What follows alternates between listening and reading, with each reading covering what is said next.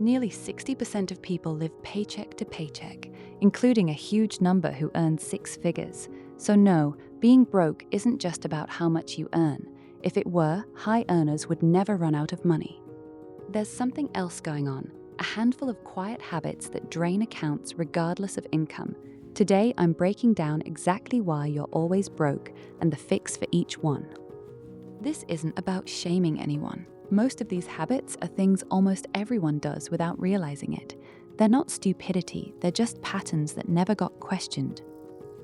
The rule for this whole video, it's rarely about how much you make, it's about where it quietly disappears to. Let's go through the real reasons. Reason 1, you don't know where your money goes. Problem? Spending without tracking, so money disappears into dozens of small purchases you can't even remember by the end of the month.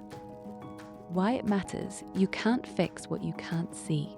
Without visibility, small leaks, subscriptions, takeout, impulse buys quietly add up to hundreds of pounds a month that vanish with nothing to show for it. Real example, someone who felt like they weren't spending much discovered, after tracking 1 month, that they'd spent over £300 on food delivery apps alone, nearly 3 times what they estimated. Step-by-step solution. 1.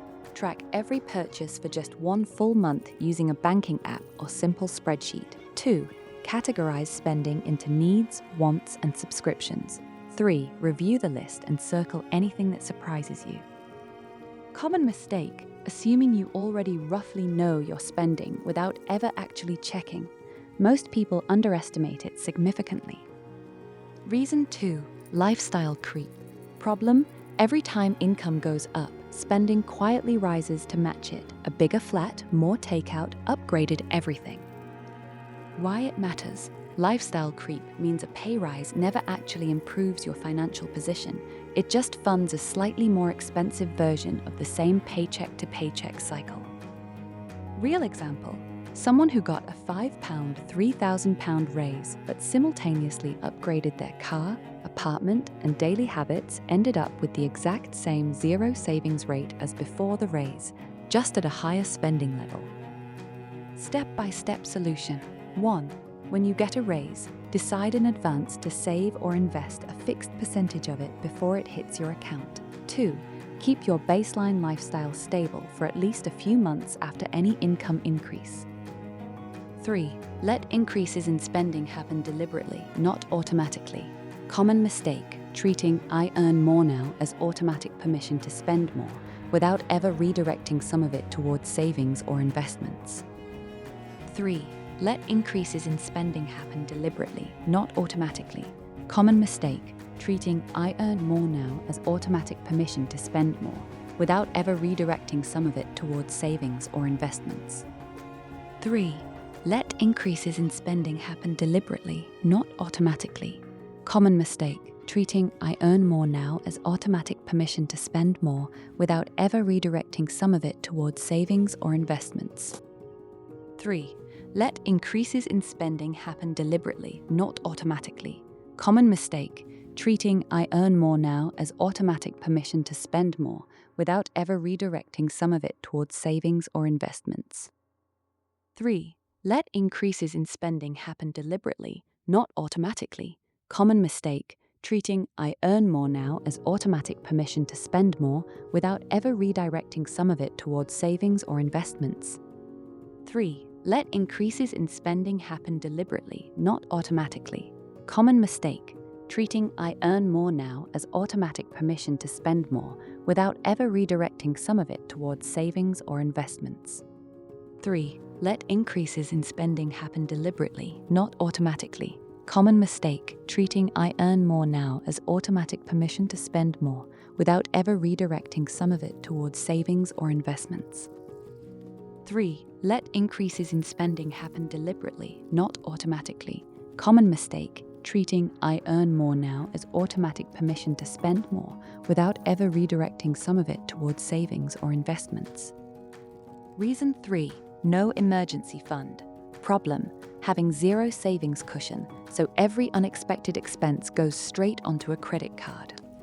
Why it matters. Without a buffer, normal life events, a car repair, a broken phone, a medical bill, become debt-creating emergencies instead of manageable inconveniences. Real example, a £400 car repair with no savings often ends up costing £500 plus once financed on a credit card, turning a one-time expense into months of extra payments. Step-by-step solution. 1. Start with a small goal, £500 to £1,000 in an easy access savings account. 2. Automate a small transfer every payday, even £20 to £50 until you hit that goal. 3. Treat this fund as untouchable except for genuine emergencies. Common mistake, waiting to have extra before starting an emergency fund. There's rarely a moment that feels like enough extra. Reason 4. No budget, just vibes. Problem, spending based on how much is left in the account rather than a plan, and being surprised every month by where it went. Why it matters. Without a plan, spending naturally expands to fill whatever's available. This is why raises don't fix the problem, and why being more careful rarely works without structure. Real example, 2 people earning the same salary, one following a simple budget and one spending by feel, typically end the year in very different financial positions, not because of income, but because of structure. Step-by-step solution. 1. Use a simple framework like 50% needs, 30% wants, 20% savings debt repayment as a starting point. 2. Adjust the percentages to fit your actual situation, but keep some structure in place. 3. Review your budget monthly and adjust rather than abandoning it after one bad month. Common mistake, making a budget once, ignoring it after 2 weeks and concluding, budgeting doesn't work for me. Reason 5. Subscription creep. Problem, accumulating streaming services, apps and memberships you forgot you signed up for. Why it matters. Individually, each subscription feels small, £5 here, £10 there. Combined, they can quietly total £100 plus a month for services you barely use. Real example, someone who audited their subscriptions found 6 active services, 3 of which they hadn't opened in over 2 months, totaling nearly £60 a month in forgotten spending. Step-by-step solution. 1. List every recurring subscription and how often you actually use each one. 2. Cancel anything unused in the last month. 3. Set a calendar reminder every 3 months to re-audit subscriptions.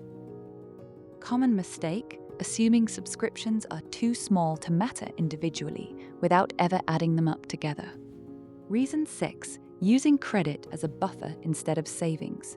Problem, relying on a credit card to cover the gap when cash runs low rather than fixing the underlying spending pattern. Why it matters. This creates a cycle.